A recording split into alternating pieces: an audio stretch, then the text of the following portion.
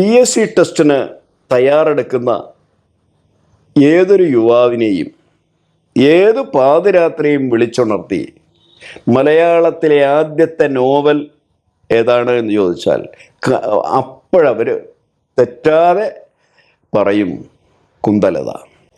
ഈ കുന്തലത എഴുതിയത് അപ്പു നെടുങ്കാടിയാണ് എന്നും അവർ അതിനോടൊപ്പം കൂട്ടിച്ചേർക്കും.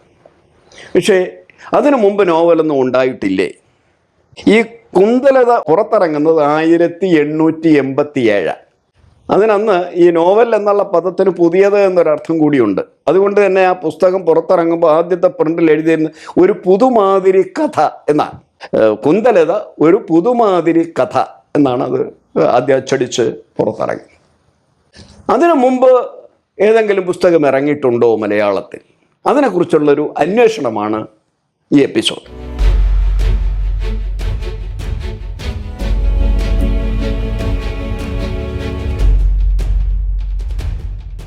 യഥാർത്ഥത്തിൽ അതിനു മുമ്പ് ഇറങ്ങിയ ഒരു നോവലുണ്ട്. ആ നോവലിൻ്റെ പേര് ഘാതകവധം എന്നാണ്. 1877 കൊളിൻസ് എന്ന് പറയുന്ന ഒരു മദാം എഴുതിയതാണ്. കൊളിൻസ് എന്നാണ് അവർ എഴുതിയത്. പക്ഷേ അതൊരു ഇംഗ്ലീഷ് പുസ്തകത്തിൻ്റെ പതിപ്പായിരുന്നു, ഇംഗ്ലീഷ് പുസ്തകത്തിൻ്റെ വിവർത്തനമായിരുന്നു അത്. ആ പുസ്തകത്തിൻ്റെ പേര് സ്ലേയർ സ്ലൈൻ എന്നാണ്. സ്ലേയർ സ്ലൈൻ എന്ന് പറയുന്ന ഒരു ഇംഗ്ലീഷ് കഥയുടെ മലയാള വിവർത്തനമായിരുന്നു ഘാതകവധം. അപ്പം ഇവിടെ ഇത് ഇറങ്ങുന്നത് 1877. എന്നാൽ കുന്തലകഥ പുറത്തിറങ്ങുന്നത് 1887. 10 കൊല്ലം കഴിഞ്ഞിട്ടാണ് കുന്തലത പുറത്തിറങ്ങുന്നത്. അതവിടെ നിൽക്കട്ടെ, അതൊരു വിവർത്തനം എന്ന നിലയ്ക്ക് നമുക്കതിനെ മാറ്റി നിർത്താം. ഇനി ഈ കുന്തലത എന്ന് പറയുന്നത് ഇതും ഒരു ഇംഗ്ലീഷ് കഥയുടെ മലയാള വിവർത്തനമാണ്. സിംബലിൻ എന്നാണ് ഒരു നാടകമാണ്. സിംബലിൻ എന്നാണ് അതിൻ്റെ പേര്. എഴുതിയത് ഷേക്സ്പിയറാണ്. ഷേക്സ്പിയറുടെ സിംബലിൻ എന്ന കഥയെ ഈ ഒരു ദേശീകരണം നടത്തിയാണ് അത് എഴുതിയിരിക്കുന്നത്. പദാനുപദ വിവർത്തനമല്ല, അതിൻ്റെ ദേശീകരണം നടത്തി മലയാള കഥയാക്കി അതിനെ എഴുതിയിരിക്കുക. അതിറങ്ങുന്നത് ഈ പറഞ്ഞ പോലെ 1887. അപ്പം ഇത് രണ്ടും ശരിക്കു പറഞ്ഞാൽ മലയാളത്തിൻ്റെ തനിമയുള്ള അല്ലെങ്കിൽ മലയാളത്തിൽ രൂപം കൊണ്ട മലയാളത്തിൻ്റെ സാഹചര്യത്തിൽ രൂപപ്പെടുത്തിയ കഥകളല്ല. ഇനി ആണ് നമ്മൾ മൂന്നാമതൊരു ഒരു പുസ്തകത്തിനെ കുറിച്ച് നമ്മൾ ചിന്തിക്കേണ്ടി വരുന്നത്.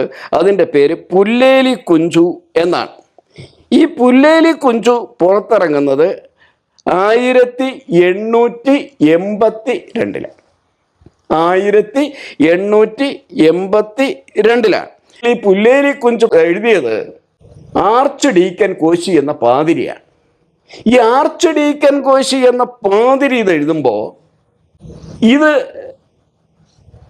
ആരും തന്നെ അത് ശ്രദ്ധിക്കപ്പെടാതെ കിടക്കുകയായിരുന്നു. കാര്യം ഏതോ ഒരു പള്ളിയിൽ നിന്നാണ് ഇതിൻ്റെ ഒരു പ്രതി തന്നെ കിട്ടുന്നത്.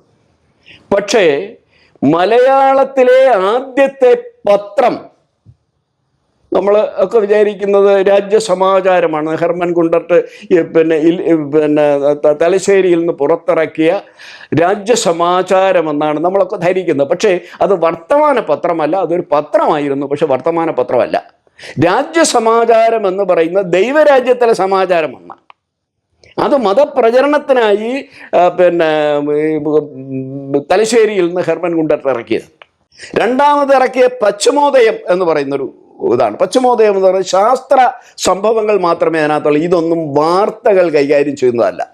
ആദ്യമായി മലയാളത്തിലൊരു വർത്തമാന പത്രം പുറത്തിറങ്ങുന്നത് കോട്ടയത്ത് നിന്നാണ്.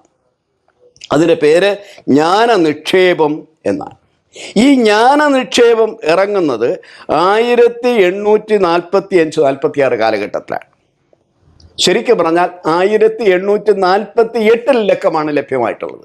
1848 ഇറക്കിയ ലക്കത്തിൻ്റെ അതിനകത്ത് വാർത്തകളുണ്ടായിരുന്നു, അതിനകത്ത് ലേഖനങ്ങളുണ്ടായിരുന്നു, അതിനകത്ത് യാത്രാ വിവരണങ്ങൾ ഉണ്ടായിരുന്നു, അതിനകത്ത് കഥകൾ ഉണ്ടായിരുന്നു, അതോടൊപ്പം തന്നെ വാർത്ത. പക്ഷെ വാർത്തകളും രാജകീയ വാർത്തകളാണ്, രാജഭരണത്തിൻ്റെ വാർത്തകളാണെന്നുള്ളത് 1848 ഇറങ്ങി. 12 കൊല്ലം കഴിഞ്ഞ് 1860 ആർച്ച് ഡീക്കൻ കോശി എന്ന് പറയുന്ന പാതിരി അതിൻ്റെ ചീഫ് എഡിറ്ററായിരുന്നു. ആ ചീഫ് എഡിറ്ററായിരിക്കുന്ന കാലത്ത് അദ്ദേഹം എഴുതിയ നോവലാണ് പുല്ലേലി കുഞ്ചു എന്ന നോവൽ. പക്ഷേ അതിൻ്റെ പേര് അന്ന് അതായിരുന്നില്ല. അന്ന് അതിന് കൊടുത്തിരുന്ന പേര് ജാതിഭേദം ഒരു സംഭാഷണം എന്നാണ്. ജാതിഭേദം, അതായത് ജാതിക്കെതിരെ, മതത്തിനെതിരെ ഒക്കെയുള്ള ഒരു സംഭാഷണമാണ്. അതിനകത്ത് ഒരു ഓർത്തഡോക്സ് കുടുംബത്തിലെ ഒരു കുറുപ്പുമായി, കുഞ്ചുപിള്ള എന്ന് പറയുന്ന ഒരാളുമായി അദ്ദേഹം സംവദിക്കുന്നത്, അവിടുത്തെ കാരണവരുമായി തർക്കത്തിൽ ഏർപ്പെടുന്നതുമായ സംഭാഷണത്തിലൂടെയാണ് അത് പോകുന്നത്. 3 ഭാഗങ്ങളായിട്ടാണ് നോവൽ എഴുതിയിട്ടുള്ളത് പുല്ലേലി കുഞ്ചു. പക്ഷേ ആദ്യം ഇറങ്ങിയത് ജാതിഭേദം ഒരു സംഭാഷണം എന്നുള്ള പേരിൽ 3 ലക്കങ്ങളിലായി ജ്ഞാനനിക്ഷേപത്തിൽ പ്രസിദ്ധീകരിച്ചു 1960. ഇത് പിന്നീട് പുസ്തകമാക്കണമെന്നുള്ള നിർദ്ദേശം ഇത് വായിച്ച പല ആളുകളും മുമ്പോട്ട് വെച്ചപ്പോൾ പുല്ലേലി കുഞ്ചു എന്ന അതിനെ പ്രധാനപ്പെട്ട കഥാപാത്രത്തിൻ്റെ പേര് ചേർത്ത് യഥാർത്ഥത്തിൽ കുഞ്ചുപിള്ള എന്നാണ് അദ്ദേഹത്തിൻ്റെ പേര്, പുല്ലേലി വീട്ടിലെ ആളാണ്, അങ്ങനെ പുല്ലേലി കുഞ്ചു എന്ന് ചുരുക്കി അതിൻ്റെ പേര് കൊടുക്കുകയുണ്ടായി. അപ്പോൾ 2-3 അർത്ഥത്തിൽ ആദ്യത്തെ നോവലായി പരിഗണിക്കപ്പെടേണ്ടത് പുല്ലേലി കുഞ്ചുവാണ്. ഒന്ന്, അത് ആദ്യം ഇറങ്ങിയ നോവൽ എന്നുള്ള നിലയ്ക്ക്. രണ്ടാമത്തേത്, അത് മലയാള സാഹചര്യത്തിൽ അതിൻ്റെ ചുറ്റുപാടിൽ കേരളീയ പശ്ചാത്തലത്തിൽ രൂപം കൊണ്ടൊരു കഥ എന്നുള്ള നിലയിൽ. മൂന്നാമത്, ആദ്യമായി പത്രത്തിൽ ഖണ്ഡശ പ്രസിദ്ധീകരിച്ച ഒരു നോവൽ എന്നുള്ള നിലയിൽ ഈ പുല്ലേലി കുഞ്ചു ഒന്നാമത്തെ നോവലായി പരിഗണിക്കേണ്ടതാണ്. പക്ഷേ നമുക്കൊരിക്കലും ഒരു അബദ്ധം പറ്റിയാൽ ആ അബദ്ധത്തിൻ്റെ പിറകെ പോകാനുള്ള നമ്മുടെ ഒരു വ്യഗ്രതയുണ്ടല്ലോ, ആ അബദ്ധത്തിൻ്റെ പിറകെയാണ് നമ്മളിപ്പോഴും പൊയ്ക്കൊണ്ടിരിക്കും. ഈ പറഞ്ഞതുപോലെ ഈ സ്ലേയേഴ്സ് ലൈൻ എന്ന് പറയുന്ന ഘാതകവധവും കുന്തലതയും ഇംഗ്ലീഷ് കഥകളുടെ വിവർത്തനം എന്നുള്ള നിലയ്ക്ക് തന്നെ അത് മാറ്റി നിർത്തേണ്ടതാണ്.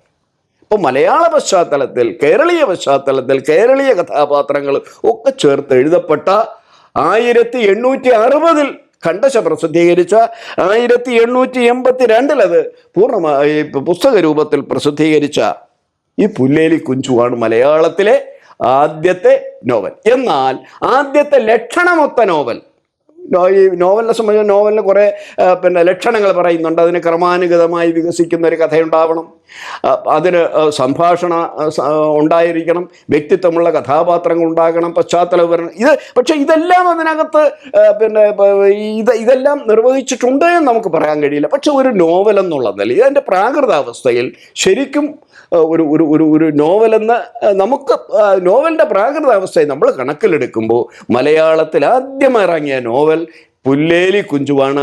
അതെഴുതിയ ആർച്ച് ഡീക്കൻ കോശിയാണ്. ഒരു പക്ഷേ അതിനകത്ത് ജാതിയോ മതമോ ഒക്കെ കൂട്ടിക്കലർത്തിയാവാം ഈ പുല്ലേലി കുഞ്ചുവിനെ നമ്മൾ ഏതാണ്ട് ഈ അട്ടത്ത് വെച്ചിട്ട് അതിനെക്കുറിച്ച് പറയുന്നത് പോലും ഏതാണ്ട് മോശമാണ് എന്ന് കരുതുന്ന ഒരവസ്ഥയിലേക്ക് നമ്മൾ എത്തിച്ചേർന്നത്. എപ്പോഴും ഒരു ഗവേഷകനെ സംബന്ധിച്ചിടത്തോളം, നോവലിനെ കുറിച്ച് പഠിക്കുന്ന ഒരാളിനെ സംബന്ധിച്ചിടത്തോളം, നോവലിൻ്റെ മലയാള ചരിത്രത്തിനെ കുറിച്ച് പഠിക്കുന്ന ഒരാളിനെ സംബന്ധിച്ചിടത്തോളം പുല്ലേലി കുഞ്ചു എന്ന കൃതിയെ ഒഴിവാക്കിക്കൊണ്ട് നോവലിൻ്റെ ചരിത്രം പൂർത്തിയാക്കാൻ കഴിയില്ല എന്ന് മാത്രമല്ല, ആദ്യത്തെ നോവലാണെന്ന് കണ്ണുമടച്ചുകൊണ്ട് തന്നെ സമ്മതിക്കേണ്ടി വരും. ഇത് നമ്മുടെ ഉള്ളൂർ എസ് പരമേശ്വരയ്യർ ഇതിനെക്കുറിച്ച് പറഞ്ഞിട്ടുണ്ടെങ്കിലും ആദ്യത്തെ നോവലെന്ന് പറയാൻ അദ്ദേഹം ഒരു മടി കാണിച്ചിട്ടുള്ളതായി കാണുന്നു. അദ്ദേഹം പുല്ലേലി കുഞ്ചുവിനെ കുറിച്ച് പറയുന്നുണ്ട്, അത് പ്രസിദ്ധീകരിച്ച് 1882 കുറിച്ച് പറയുന്നുണ്ട്. എങ്കിലും അത് കഴിഞ്ഞ് 5 കൊല്ലം കൊണ്ട് ശേഷം പ്രസിദ്ധീകരിച്ച 1887 പ്രസിദ്ധീകരിച്ച കുന്തലതയെക്കുറിച്ചും അദ്ദേഹം പറയുന്നുണ്ട്. പക്ഷെ ആദ്യത്തെ നോവൽ പുല്ലേലി കുഞ്ചു എന്നൊരു വാചകം എന്തുകൊണ്ടോ അദ്ദേഹം ബോധപൂർവ്വം ഒഴിവാക്കിയതാണോ അല്ലാതെ ഒഴിവായതാണോ എന്നറിയില്ല. അദ്ദേഹം അത് പറയാതെ ഇത് രണ്ടിനെയും ആണ്ടുമാസം തീയതി അടക്കം കൃത്യമായി കാര്യങ്ങൾ പറഞ്ഞിട്ടുണ്ടെങ്കിലും ആദ്യത്തേതെന്ന് പറയാൻ അദ്ദേഹം എവിടെയോ എന്തോ കാരണത്താൽ മടിക്കുന്നതായി നമുക്ക് അദ്ദേഹത്തിൻ്റെ കേരള സാഹിത്യ ചരിത്രം വായിക്കുമ്പോൾ മനസ്സിലാകും. അപ്പോൾ ഈ ഒരുപക്ഷെ PSCക്ക് നിങ്ങൾക്ക് അത് എഴുതിയാൽ ഇതിൽ മാർക്ക് കിട്ടും എന്നില്ല, കിട്ടണമെന്നില്ല, ഒരുപക്ഷെ കിട്ടില്ല എന്ന് തന്നെ വിചാരിക്കണം. പക്ഷേ നമ്മുടെ അറിവിലേക്ക് വേണ്ടി, നമ്മൾ വിജ്ഞാനദാഹികൾക്ക് വേണ്ടി നമ്മൾ മനസ്സിലാക്കേണ്ടത് ആദ്യത്തെ നോവൽ എന്ന് പറയുന്നത്, അല്ലെങ്കിൽ നോവൽ സ്വരൂപം എന്ന് പറയുന്നത് ആർച്ച് ഡീക്കൻ കോശി എഴുതിയ പുല്ലേലി കുഞ്ചുവാണ്. അത് ചിന്ത പബ്ലിഷേഴ്സ് അത് രണ്ടാമത്തെ പ്രസിദ്ധീകരണം നടത്തിയിട്ടുണ്ട്. പിന്നെ മൈത്രി രണ്ടാമത്തെ പ്രസിദ്ധീകരണം പ്രസ്സിലാണിത്. അപ്പോൾ ഇത്തരത്തിലൊക്കെ ഇറങ്ങുന്നുണ്ട്. അത് വായിക്കുമ്പോൾ നമുക്കതിൻ്റെ വിശദ വിവരങ്ങൾ മനസ്സിലാവും. നന്ദി.